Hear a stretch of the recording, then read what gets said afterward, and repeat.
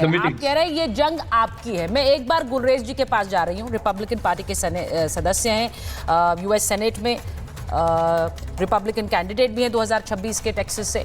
मैं एक बार गुलरेज जी आपसे पूछ रही हूँ, डोनाल्ड ट्रंप ने कह दिया अनकंडीशनल सरेंडर, खमनेई कह रहे हैं नो सरेंडर, डोनाल्ड ट्रंप किस हद तक जा सकते हैं?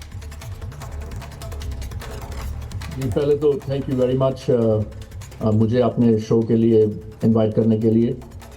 और कैन यू हियर मी? जी जी बिल्कुल गुलरेज जी बोलिए। अच्छा जी, और पहले तो मेरा जो इंडिया में व्यूअर्स हैं उनको good evening and good morning to everybody in the United states.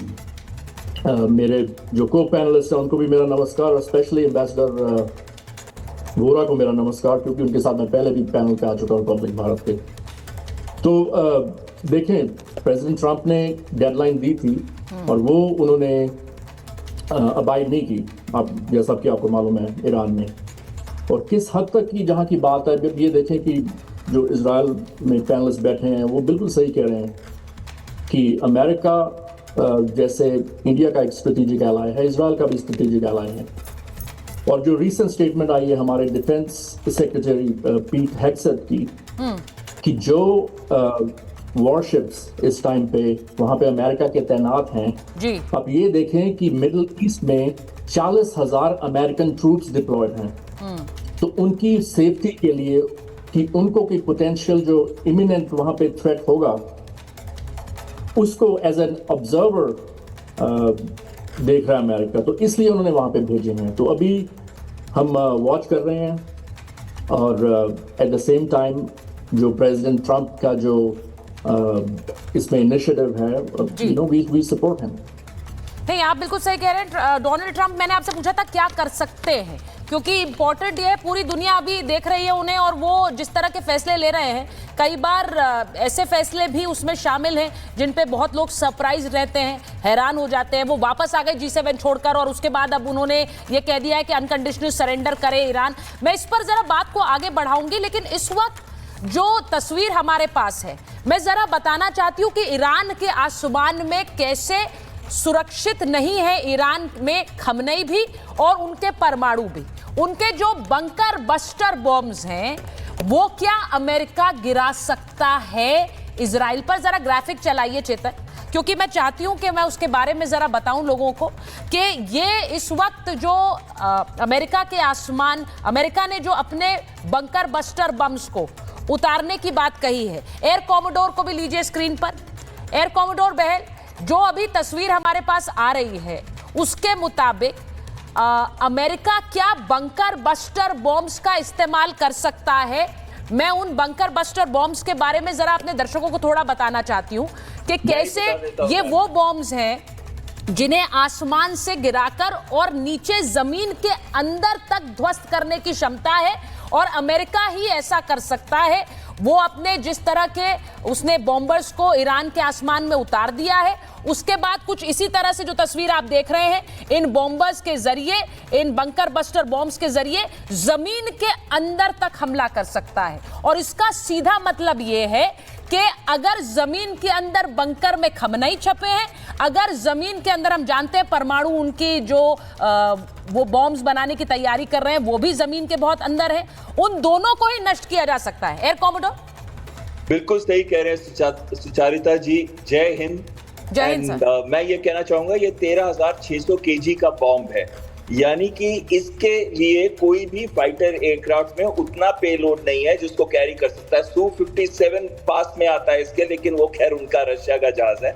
और दूसरी चीज आती है कि जो B-2 स्टेल्थ बॉम्बर है वो ही इसको कैरी कर सकता है, और वो बॉम्बर जब इसको कैरी करता है तो उस बॉम्बर के अंदर एक ही ऐसा बॉम्ब आ सकता है। पर ये सुनने में आया है कि B-2 स्टेल्थ बॉम्बर में दो बॉम्ब उन्होंने मॉडिफाई किया किसी तरीके से, 2 बॉम्ब को गिराया जा सकता है। B-2 11,000 किलोमीटर की रेंज रखता है, यानी कि अगर वो डिगो गार्शिया से उड़ता है 3,750 किलोमीटर दूर ईरान है, वहां पे जाके बड़े आराम से ईरान के ऊपर बॉम्ब ड्रॉप करके वापस भी आ सकता है। और वहीं पे वैसे KC-135 इनके एयर टू एयर रिफ्यूलर्स भी हैं जो कि उसको बहुत आराम से रिफ्यूल कर दें तो दुनिया में कहीं से भी वो टेक ऑफ करके किसी भी कोने में जाके अटैक करके आ सकता है। तो इसका मतलब है बहुत ही अच्छा एयरक्राफ्ट, 5th जनरेशन स्टेल्थ है, रेडार में आसानी से पकड़ा नहीं जाता, तो कर सकता है। ईरान के पास 408 केजी के करीब एनरिच्ड यूरेनियम है, यानी कि वो 9 से 10 न्यूक्लियर बॉम्ब बना सकता है। और उनकी एक जगह है फोर्डो, उसका माउंटेन्स के अंदर है, 300 फुट के नीचे है टनल्स, जिसके अंदर उनकी ये सेंट्रीफ्यूज है, जो बहुत ही एडवांस्ड सेंट्रीफ्यूज है। तो ये जब बॉम्ब उसके ऊपर गिरता है तो एक बॉम्ब से वो तबाही नहीं की जा सकती, जो कि एक्सपेक्टेड है कि इन सेंट्रीफ्यूज को डिस्ट्रॉय कर सके। तो उसके लिए इनको मल्टीपल बॉम्ब्स गिराने पड़ेंगे। इसी वजह से 20 के करीब B2 स्टेल्थ बॉम्बर है यूएस के पास। हर टाइम पे वो 4 से 6 डिप्लॉय करता है डीगो गार्शिया हमारे देश से 2000 किलोमीटर साउथ पे आता है, इंडियन ओशन के अंदर। तो कहीं ना कहीं ये वाला जहाज भी नेसेसरी है, ये वाला बॉम्ब भी नेसेसरी है, और ये दोनों चीजें लीज पे नहीं देगा कभी इजराइल को। इसलिए अगर ये वेपन को इस बॉम्ब से डिप्लॉय किया जाता है तो इसका मतलब है कि अमेरिका अब एंटर कर चुका है युद्ध के अंदर। और उसके बाद ही अमेरिकन बेसेस, जो 19 के करीब मिलिट्री बेसेस हैं मिडिल ईस्ट में, और 8 मेजर हैं, जैसे सऊदी अरेबिया में सबसे ज्यादा है, UAE, ओमान, कटार, जॉर्डन, ये बाकी एरियाज हैं जहां पे इनके सर देखिए, बहुत से लोग ये पूछते हैं, एम्बेसडर वोरा यहाँ बैठे हुए हैं, वो जानते हैं डिप्लोमेसी कैसे काम करती है, वो ये भी जानते हैं अलग अलग देशों में किस तरह से सपोर्ट विड्रॉ करने का मैकेनिज्म काम करता है। एम्बेसडर वोरा, हम ये बात कर रहे हैं एयर कॉमोडोर से कि वो बंकर बस्टर बॉम्ब्स को गिरा सकता है क्या अमेरिका? उसमें खमनई भी टारगेट हो सकता है, उसमें न्यूक्लियर फैसिलिटीज भी टारगेट हो सकती हैं।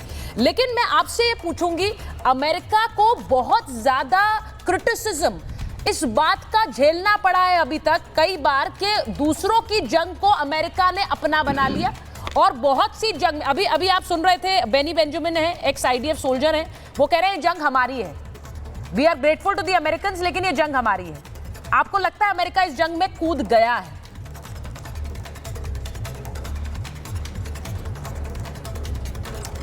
बहुत बहुत धन्यवाद ma'am, thank you very much. आपको मेरी आवाज आ रही है? बिल्कुल सर।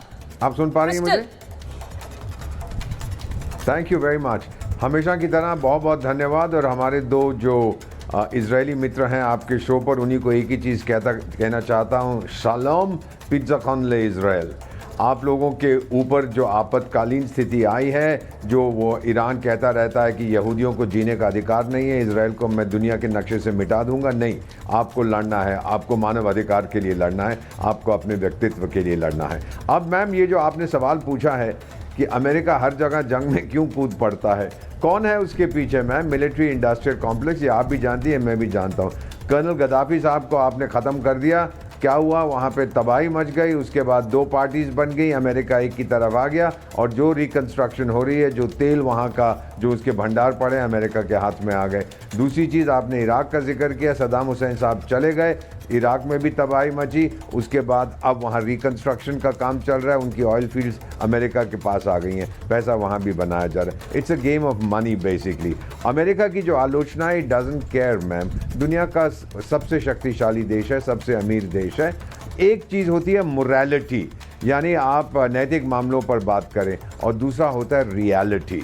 रियलिटी में आप ये देखते हैं कि क्या मेरी ताकत है, मैं क्या करना चाहता हूँ। अमेरिका ने कभी इस बात को नहीं छिपाया है कि मैं दुनिया की अव्वल शक्ति हूँ, और अगर कोई मुझे आंख दिखा के मेरी जगह लेना चाहता है, सोवियत संघ तो चला गया, अगर चीन मेरी जगह लेना चाहता है तो मैं बहुत झापड़ मारूंगा इसको। इसीलिए चीन उसका नंबर 1 दुश्मन है। हम लोग देश को, भारत को विकास की तरफ ले जाना चाहते हैं, हम ये नहीं कहते कि हम अमेरिका की जगह लेना चाहते हैं। तो डिप्लोमेसी में मैम कई बार क्या होता है, खामोश रहना बहुत ज़रूरी होता है,